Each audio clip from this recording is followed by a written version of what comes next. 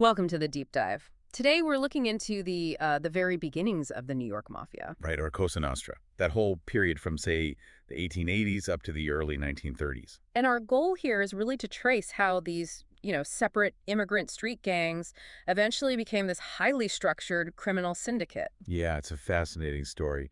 We're pulling from research on Italian immigration, naturally, but also early crime patterns, the massive impact of Prohibition, and how the Mafia finally consolidated its power. It's still kind of an enigma, isn't it, how deeply it became rooted in New York City. Absolutely.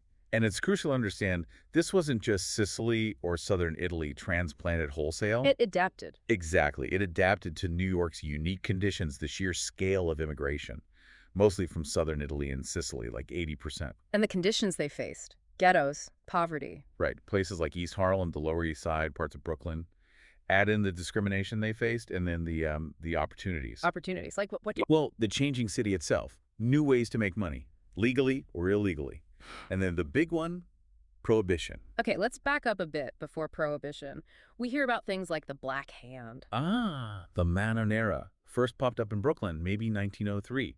But think of it less as one group and more like a technique. Oh, a technique. Yeah, extortion, using these threatening letters, often marked with, a black handprint, maybe a skull or dagger.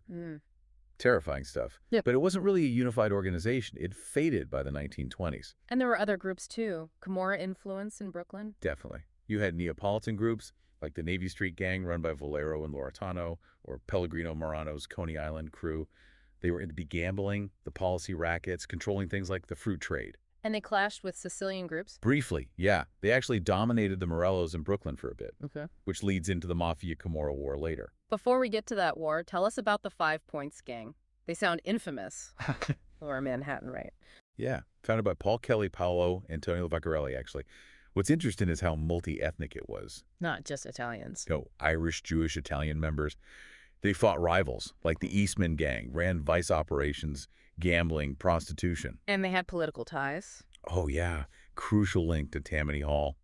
They provided muscle voter intimidation, ballot stuffing, and got protection in return. And it was a launch pad for some big names later on. A real training ground. Johnny Torrio, Al Capone, Lucky Luciano, Meyer Lansky, Bugsy Siegel, Frankie Yale. They all came through 5 Points. Okay, so while that's happening in Lower Manhattan, you've got the Morello family setting up shop in East Harlem. Led by Giuseppe the Clutch Hand Morello. He came from Corleone, Sicily around 1892. Him and his half-brothers, the Terranovas. And they allied with others. Yes, Ignazio Lupo the Wolf Saeta in Little Italy. That alliance was cemented by marriage in 1903. Were they more sophisticated than the street gangs? Much more. They ran a huge counterfeiting ring starting around 1903, partnered with Don Vito Cascioferro back in Sicily, apparently. Counterfeiting. Like serious stuff. Oh, yeah, $5 bills. They were linked to the infamous barrel murders, too, like Benedetto Madoni in 1903. That was brutal. Wow. So counterfeiting, extortion. What else? Widespread black hand rackets, loan sharking, illegal lotteries, laundering money through businesses. By about 1905, Morello was seen by many as the capo di tutti capi, the boss of all bosses. But they got taken down eventually. Temporarily, Morello and Lupo were arrested in 1910 for the counterfeiting. Big sentences, 25 and 30 years. So with the Morellos weakened, that Brooklyn conflict flared up. The Right. Mafia-Camorra War. Around 1915, yeah. Maybe sparked by a specific murder, Giuseppe Gallucci, but fundamentally it was Sicilians versus Neapolitans for control. How did that end? It kind of fizzled out by 1918, largely due to betrayal. A guy named Ralph Daniello testified against the Camorra leadership. And that cleared the path. Pretty much dismantled the Brooklyn Camorra structure and paved the way for Sicilian dominance in New York's underworld. It must have been incredibly hard for law enforcement back then. Oh, absolutely. Language barriers, massive mistrust from the immigrant communities, that code of silence, omertà, Talks corruption, right. Tammany Hall, NYPD. pervasive corruption. Bribes were common to look the other way. Right. But you did have figures fighting back. Like Lieutenant Joseph Petrosino, the Italian Sherlock Holmes. Exactly. He was the first Italian detective, led the Italian squad formed around 1904-ish, Italian-speaking officers doing undercover work using informants, And he focused on the Black Hand. made hundreds of arrests. Yeah. He also went after early Mafia and Camorra figures, pushed for deportation, even defused bombs himself, laid groundwork for the bomb squad, really. But he was assassinated. Tragically, yes. Mm. March 12, 1909, in Palermo, Sicily. shot dead in Piazza Marina. While on duty. The only NYPD officer ever killed in the line of duty overseas. Suspicions fell on the Sicilian Mafia, maybe Castellammarese again. What was the impact of his death? Huge funeral, maybe 250,000 people. Symbolically, it was massive. It challenged anti-Italian prejudice, showed the difference between law-abiding immigrants and criminals, highlighted the Mafia's reach. He became a martyr. Okay, so that's the landscape pre-1920. Then comes Prohibition. The ultimate catalyst. Yeah. January 1920, suddenly alcohol is illegal. And the gangs saw dollar signs. $1 million signs. Yes. Bootlegging, smuggling from Canada, the Caribbean, setting up illegal breweries, distilleries, running speakeasies. Fortunes were made almost overnight. Think Capone in Chicago, maybe $100 million a year. Luciano, too. But that must have led to violence. Unbelievable violence. Turf wars exploded, over 1,000 mob-related killings just in New York City during Prohibition. Did it change how these gangs operated? Completely transformed them. They Yeah. weren't just street thugs anymore, they became sophisticated enterprises. How so? Hiring lawyers, accountants, brewmasters, ship captains, truckers, specialized enforcers, torpedoes they called them. Proper hierarchies, divisions of labor, strategic planning, almost like corporations. Figures like Arnold Rothstein, the brain, influenced this business-like approach. And you mentioned earlier ethnic lines started to blur. Very much so, especially in bootlegging. Italian, Jewish, Irish, Polish gangs, they had to cooperate to manage the complex supply chains. This is where you see the rise of the modern mafia leaders. Young Turks. Right, Luciano, Lansky, Siegel, Costello, Genovese, Adonis. They were more pragmatic, more business-focused than the older generation. Less tied to old-world traditions, more willing to work with anyone if it meant profit. And all that money. It must have changed the dynamic with politics and the police, too. Flipped it entirely. Now the criminals had so much cash, they could bribe officials at almost any level, local to federal. Tammany Hall's influence became deeply intertwined with the mob. Think Frank Costello's connections. It really eroded the authority of law enforcement because so many people just ignored Prohibition anyway. This seems like the perfect storm leading to even bigger conflicts. Which brings us to the Castellammarese War. February 1930 to the fall of 31. Who was fighting who? Essentially, Joe the boss, Masseria versus Salvatore Maranzano. Both Sicilian, but representing different factions and vying for ultimate control of New York. Was there a specific trigger? Masseria ordering the murder of Gaetano Reina in February 1930 is often seen as the catalyst.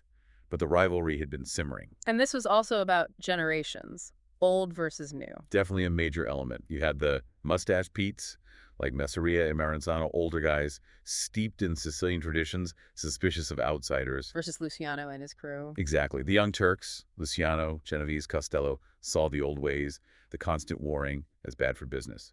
They were pragmatic, focused on profit, and happy to build alliances across ethnic lines, especially with their Jewish associates like Lansky and Siegel. So how did Luciano play this war? Very strategically. He was nominally under Masseria, but he saw both old bosses as obstacles. He secretly cut a deal with Maranzano. To take out Masseria. Precisely. April 15, 1931. Masseria was having lunch at the Nuova Villa Tamaro restaurant on Coney Island. Luciano excused himself to the restroom. And Masseria was killed.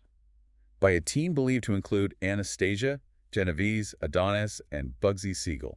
Classic setup. So Maranzano wins. He declares himself the capo di tutti I capi, the boss of bosses.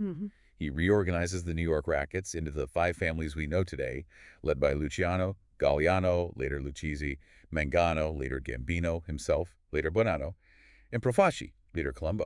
He set up a formal structure. But Luciano wasn't done. Not at all. He saw Maranzano, with his old world boss of bosses title and suspicions, as just another obstacle to stability and, frankly, his own power. So Maranzano didn't last long. Mere months.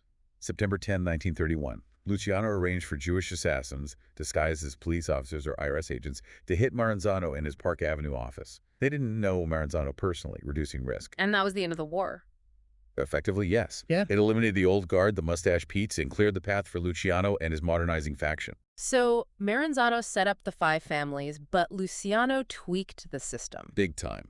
Maranzano's setup was traditional Sicilian hierarchy, Yeah. with him at the absolute top. Luciano's vision was different. No boss of bosses. Exactly. He thought that title just invited challenges and wars. Instead, he established the Commission. Like a board of directors. That's a great analogy. A ruling council composed initially of the bosses of the 5 families, plus reps from the Chicago outfit and the Buffalo family. Luciano was effectively the chairman. What was its purpose? To mediate disputes between families, regulate territories and activities, approve new bosses, basically prevent the kind of wars they'd just gone through, keep things stable, keep the profits flowing, corporate governance for organized crime. Did they have an enforcement arm for this new order? They did. This is where Murder Incorporated comes in. Formed around the late 20s or early 30s, really hitting its stride then. Who ran it? Primarily Lepke Buchalter and Albert Anastasia. It was basically the enforcement arm for the National Syndicate, carrying out sanctioned hits across the country. Who are the killers? Mostly drawn from Jewish and Italian street gangs in Brooklyn and the Lower East Side. The idea was to control violence, make sure killings were approved by the commission, not just freelancers starting feuds. So with Prohibition ending in 33, how did they adapt? They pivoted. They were already heavily into illegal gambling, loan sharking, narcotics, prostitution.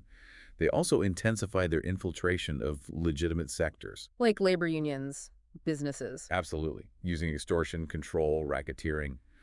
The formalization of the five families in the commission really solidified Italian-American control at the top, even though they relied heavily on crucial non-Italian associates like Lansky. So looking back, it's this incredible journey from, scattered immigrant gangs and things like the Black Hand Through the crucible of prohibition and internal wars. to this highly structured organization with the five families and the commission ruling things. It really was a complex mix, wasn't it? Yeah. Italian immigration, the tough social conditions, the unique economic chances, especially prohibition, plus political corruption, and of course the actions of these key, often ruthless individuals. A unique American story, in a way. You could say that. And maybe a final thought for you to consider. How did the conditions and events of that era, the poverty, the opportunity, the corruption, the violence, the way these groups organized how did that shape not just organized crime, but the broader social fabric and political landscape of New York and even America? What echoes of that foundation might still be felt today?